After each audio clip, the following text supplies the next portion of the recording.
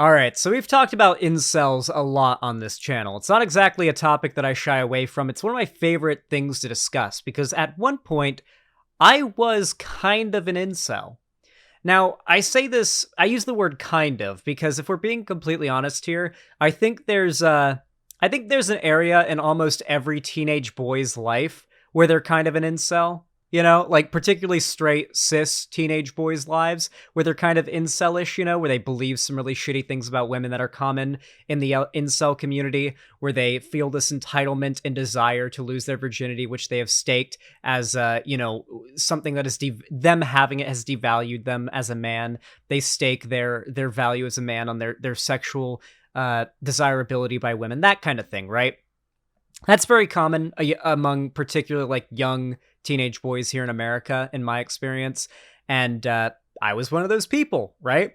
I eventually grew out of it and realized that, like, oh, being obsessed with what women think of me and whether or not they want to have sex with me and trying to lose my virginity and treating women like there's some sort of goal to achieve or to like a mountain to summit is not helping me at all. And this mindset is only feeding into my further downfall. And not only that, but it's making me miserable. It's unhealthy. And more importantly than all, it's just wrong.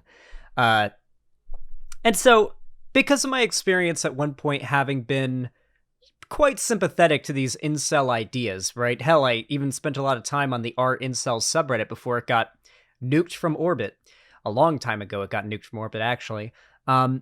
And a lot of the memes there and the talking points there I agreed with, and they resonated with me because they sounded right. They made sense based on the very warped perception of reality that I had as a teenager, a young person. And I think in my case, I was lucky to fall out of it.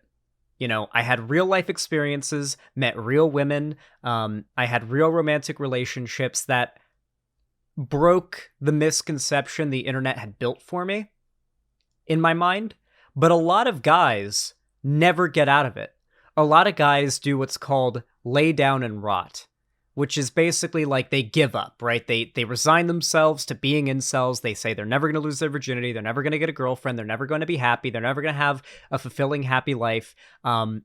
They basically have lost in their mind, and they are lying down to rot like a corpse, basically.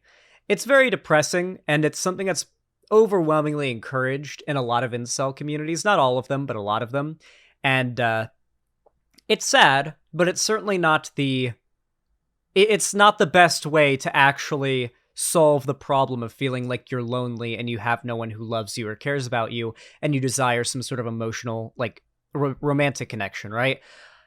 However, uh, however, we're not here today to talk about how to, solve the incel problem or, how incels can better themselves. This is not an incel advice video. This is more of an incel awareness video. You see, a lot of people are under the conception that at the end of the day, the incels are just these harmless, terminally online neckbeard losers who at worst will just like harass some random lady in her DMs online. Unfortunately, well, that's definitely true for the vast majority of incels. A lot of them, the ones that are the most dangerous, are out there doing things, acting on what they've been taught and told to believe. And today I'm going to be showing you guys a clip that is possibly one of the most terrifying instances of an incel acting on what they've been taught to believe online. So something that I hear a lot from your average, like, centrist, normie, like, liberal or conservative, not like full-on alt-right or Nazi figure, but just like your centrist conservative types, is the incel community isn't a threat. They're not a big deal. Like, their propaganda and their figures being online is not a threat or something that should be deplatformed. What is the worst that can happen? Now, it's easy to point to, like, Elliot Rodger or the Parkland shooter, two good examples of incel mass shooters who have literally gone out and killed numerous people because of their deranged beliefs. However, those are very, very extreme examples. They're very extreme.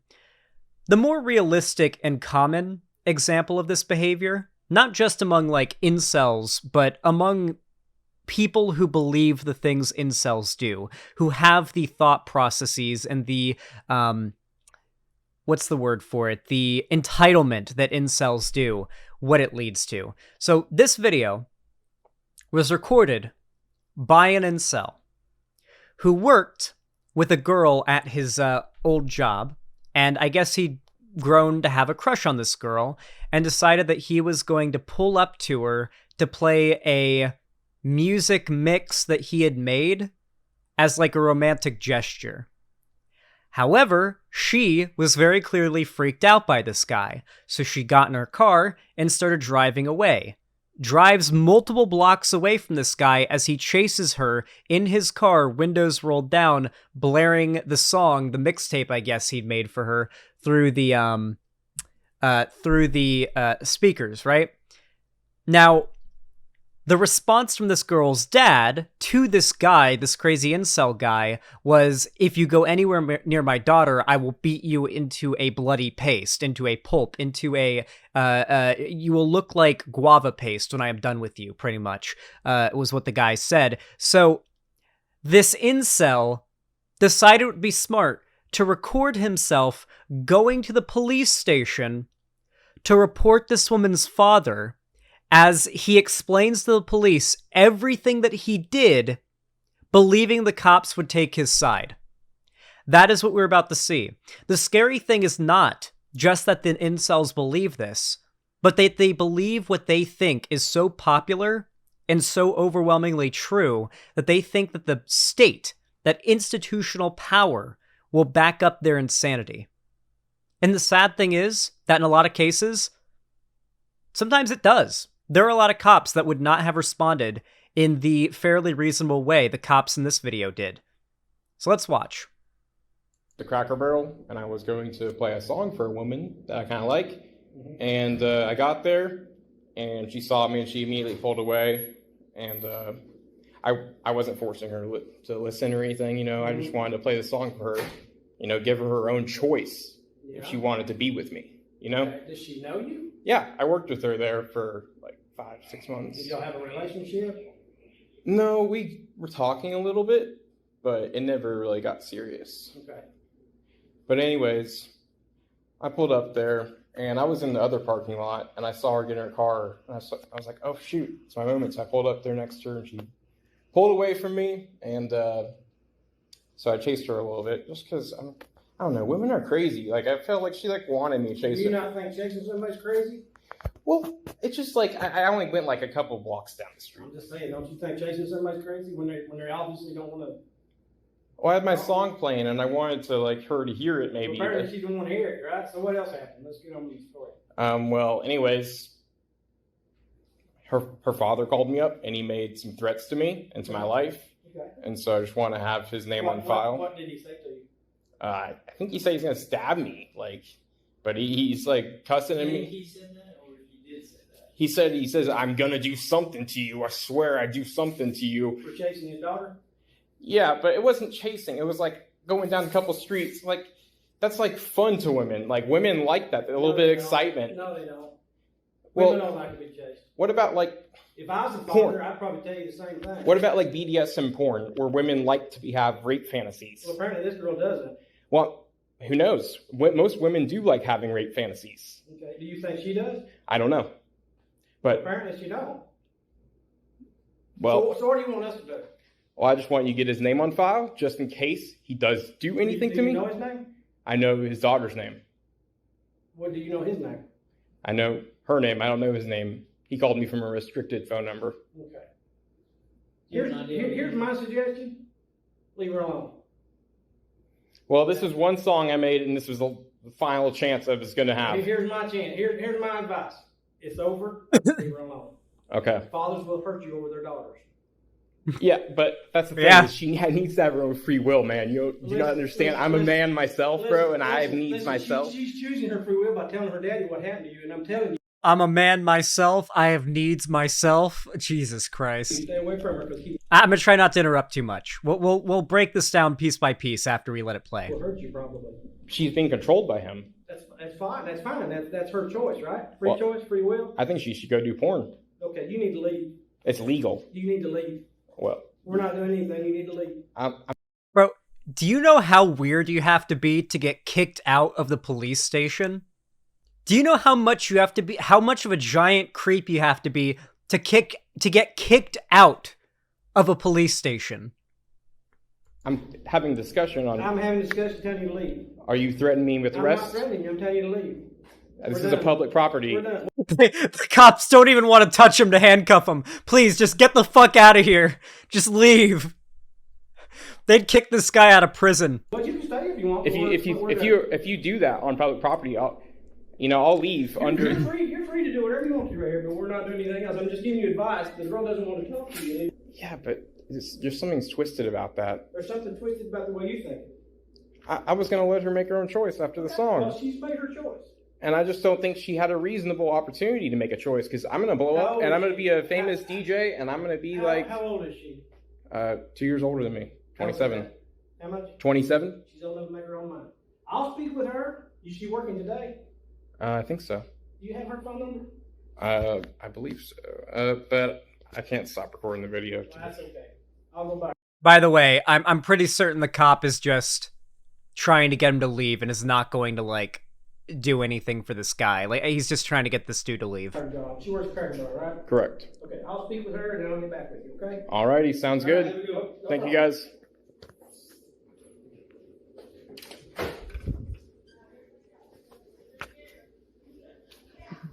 We get a little bit more once he gets to his car. You'll want to see it, trust me. This is a nice police station, though. As you all know, I am a cop. I've been to many. According to leftists on Twitter. Shit. Hey, chat. Listen. I know that we don't body shame here or anything, but does he not look exactly how you expected? You know what? Lindsay's dad. I hope you see this fucking video.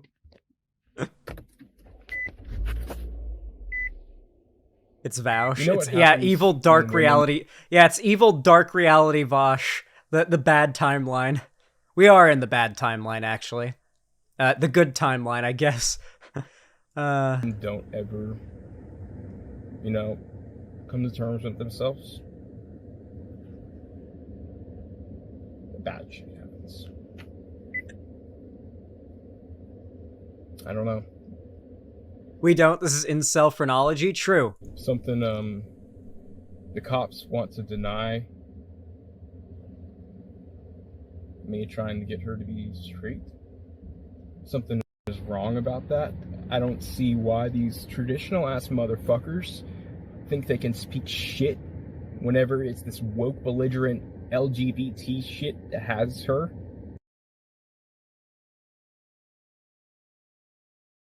Is it not interesting how I've been talking about for a while now where this rhetoric having a place online leads to, and now we're seeing it happen. This word salad isn't just word salad.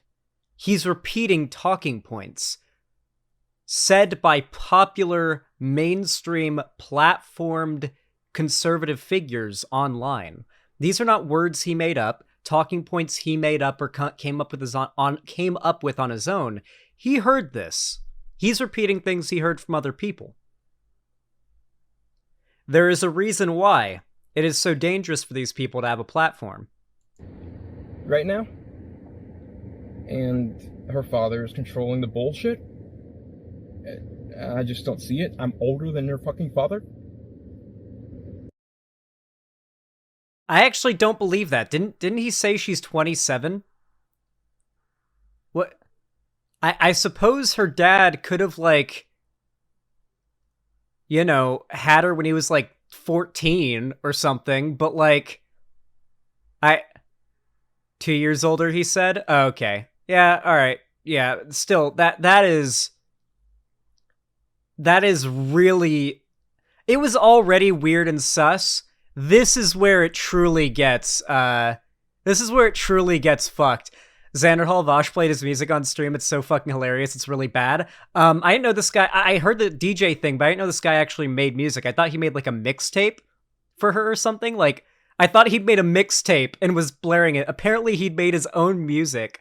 Now, here's the thing. One, she's gay, so he didn't have a chance to start with. Two, there's just so much wrong with what this guy believes that would lead to how he behaves. There is no way this guy would walk up to a girl and just be like, "Hey, how are you doing?" "Oh, hey, hi, I'm Sally. How are you?" "Hi, I'm John. I'm doing all right. It's a pretty nice day. I'm just here getting my groceries. You want to?" I don't know, like just some like random normal conversation with a woman. There's no way that that is how this guy talks to women. Do you guys think this guy is capable of having a conversation with a woman that a woman would come out of it feeling like she was being talked to with someone, or talking with someone who thought of her like a normal, like a human, you know? Like, do you think any woman would come out of a conversation with this guy, one, not creeped out by the way he behaved, or two, not having the impression that he thinks women are objects to be obtained? Like, there's no way in hell, after hearing what this guy has said on video, that this guy isn't like the most unpleasant person to be around for every woman that he knows in his life, okay? I assure you, this guy is not just being rejected or just having a problem with talking to women because of his appearance. I'm not going to pretend like his appearance is exactly, you know, up there or anything, but let's be real. This guy could absolutely change up his look a little bit and pull off an aesthetic that would get him women. Okay? I don't care who you are. 99.9% of guys out there, if they experimented with their look, would find one that fits them that would be attractive to women. Even this guy, if he found his look, experimented, he would find something that would just work and he would look good. That's just how it works. Everybody has a look that they just need to find. And it'll work, and even if they think that they aren't conventionally attractive, if they lean into that, I mean, think of Post Malone. Post Malone is not really like conventionally attractive by any means, but like as far as like dudes go, but he doesn't really try to be. He leans into his own thing and just kind of like women are attracted to him nonetheless. Like, yeah, he has money and he's, you know, famous and everything, but I think even if he wasn't, women would still find him like sexually attractive because like he's leaned into an aesthetic, into a look that just fits him, right? It just fits him and you're like, yeah, I don't know. He looks fine. Yeah. It's just, you just kind of have to find your look. It doesn't need to be conventionally attractive. People will find you. People will like how you look. Someone will. You'll find somebody who likes you, I assure you. It does not, like, your jaw structure, your face structure, your, like, genetics do not completely preclude you from like, being attractive. You'll find somebody, I assure you. If you're somebody out there who feels, like, self-conscious about that. That's how I feel right now. I've lived this life. I've been the greatest. I've been down and I've been about. I don't know where this is going, but,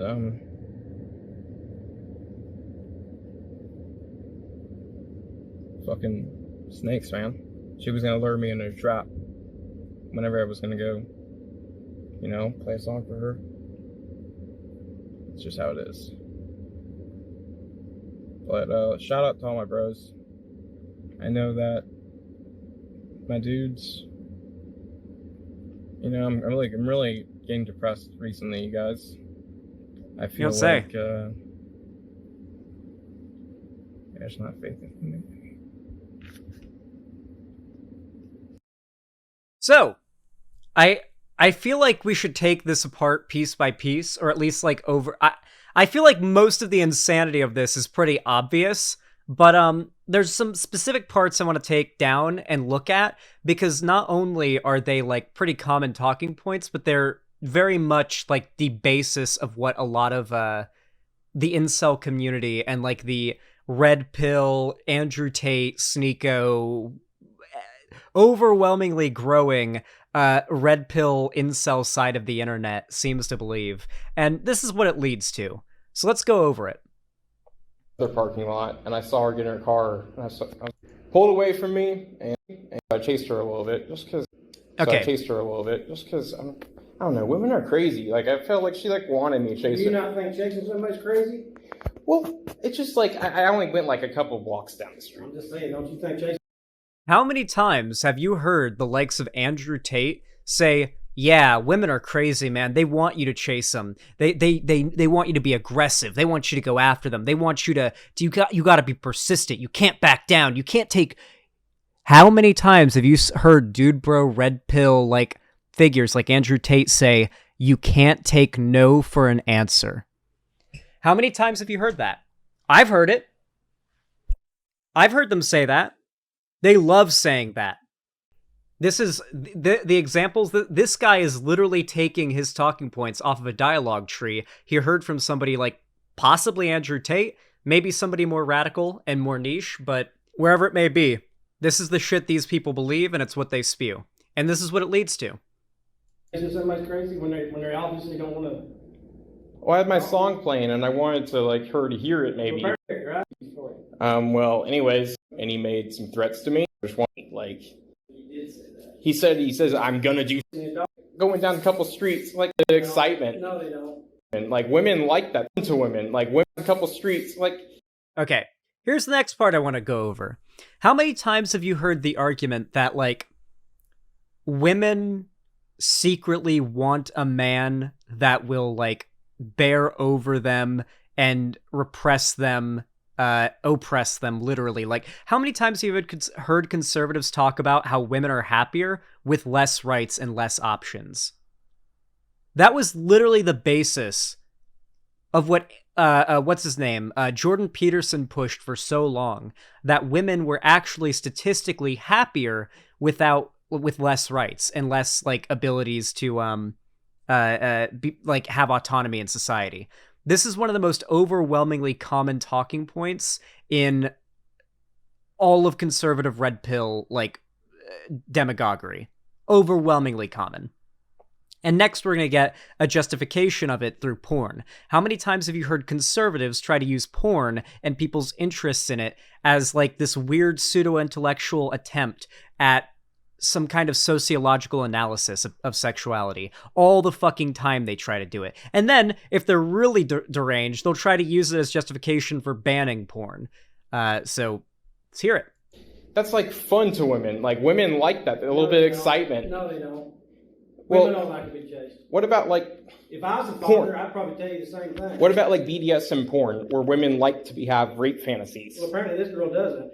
Well, the idea that women have rape fantasies or anything, any type of sexual fantasy, this may be true. There are some women that have those fantasies out there. However, if they were ever to be acted out in a sexual situation, it would be consensual non-consent, which is a kink, which starts with consensual. It's where two consensual partners act out through roleplay a non-consensual sexual act consensually. The idea that some women have sexual kinks is a justification for a man's entitlement to her body or her sexuality or sex with her, whatever, is a very common talking point in incel communities. Right-wing communities as well. How many times have you heard the Andrew Tate community say, oh yeah, women, they like this, and they like aggression, they like to be degraded and dominant, that's what they like, that's what they're into, that's what they like, it's what they want from a man. You hear it all the fucking time. That's what this guy is spewing right now. That's what this guy's repeating. And the next part that I wanted to feature is is towards the end, where he talks about turning her straight and how the left is pushing this LGBT woke shit. And that's overall just, sort of speaking to what figures this guy is probably watching, you know? Like, this guy's opinions aren't coming from nowhere. He's pulled these opinions from popular figures online. And I mean, you can probably guess who when you hear what he says. You know what happens when women don't ever, You know what happens when you take a mentally ill loner and in a society that turns his, I don't remember what the whole line is. What happens when you take a mentally ill loner and put him in a society that treats him like trash? Yeah, the Joker meme. come to terms with themselves? You get what you fucking deserve. Bad shit happens. Bad shit happens. He's actually doing it. Wait, he actually did the thing. I memed over it, but he actually did the bad shit happens. Bad shit happens. He throws in a threat. I forgot he threw in the threat. Literal Joker moment. I don't know. Something, the cops want to deny me trying to get her to be straight.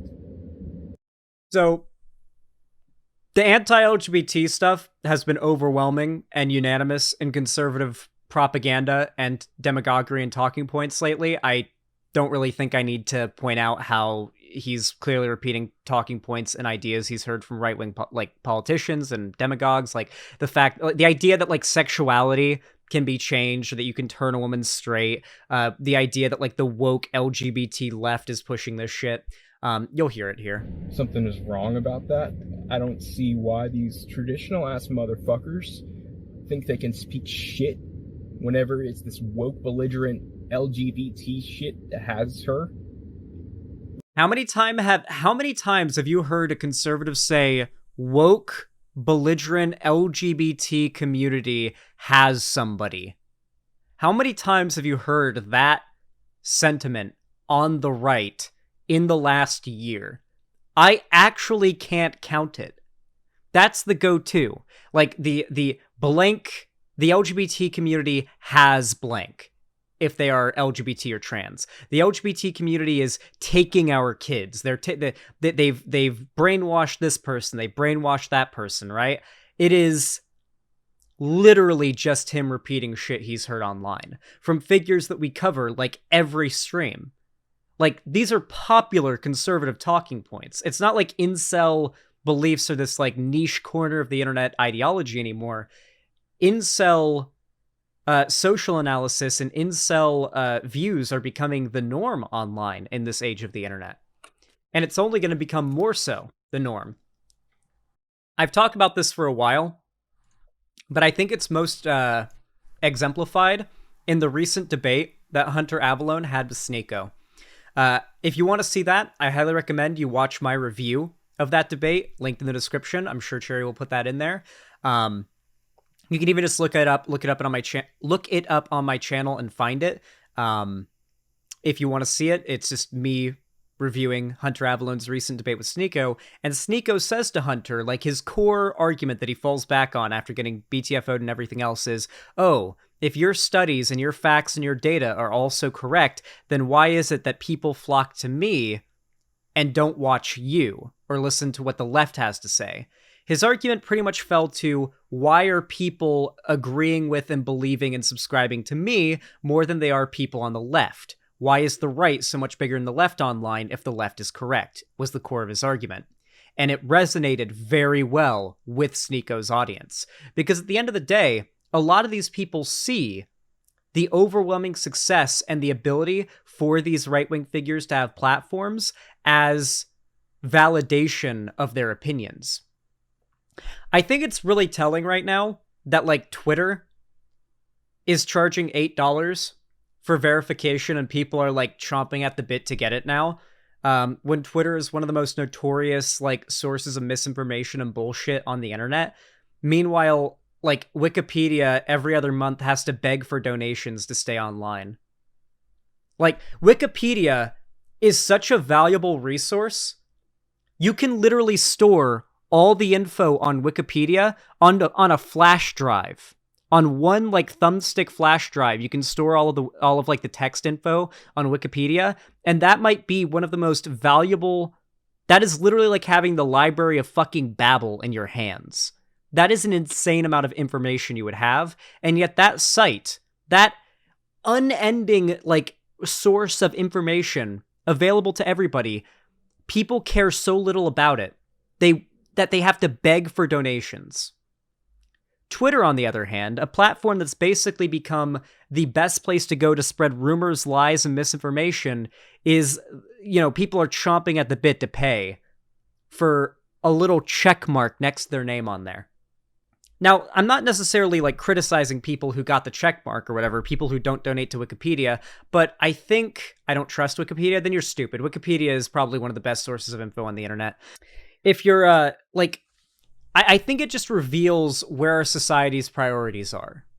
Our society cares more about having a platform to shit talk each other, feel morally righteous to each other, and like hear rumors and tea and conspiracy theories and have arguments, and to troll way more than they care about having access to the truth or information or like knowledge that would help them have a better understanding of reality. If they did, they'd go read Wikipedia, they'd do research. Instead, they go on Twitter, they watch popular demagogues that wrap up lies in pretty wrapping paper, and it leads to people like this existing. This is why I'm so hostile to those that want to defend the right for far-right figures to have a platform online. Because every single time these people are allowed to have a platform, it leads to a Charlottesville. It leads to a Christchurch. It leads to something like this. It leads to a Parkland shooting. It leads to, what was that one synagogue, that synagogue arson that happened in San Diego a while back? It leads to like the El Paso shooting. Like these ideas and these people having platforms literally directly leads to examples of people dying in real life. It's not really a matter of, oh, they're just saying things we disagree with or they're saying unpopular ideas. It's a matter of they're incentivizing people and pushing ideas that naturally only lead to, I should commit some violence. This is not a difference of opinion. This is a difference of rights.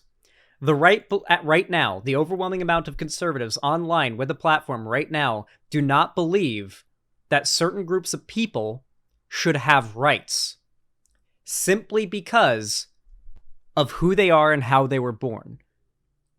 The left is arguing, nah, bro, you shouldn't be able to take away their rights. These are not equally valid positions. Yeah. Anyway, this is the danger.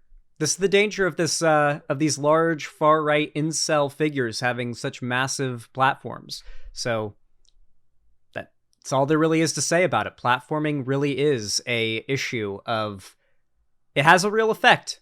Platforming figures has a real effect, and that's why I'm so frustrated and so aggressive towards the whole, no, banning is bad, no, free speech absolutism stuff. Yeah, or free speech absolutism. I'm really becoming less free speech absolutist by the day, if I'm being honest.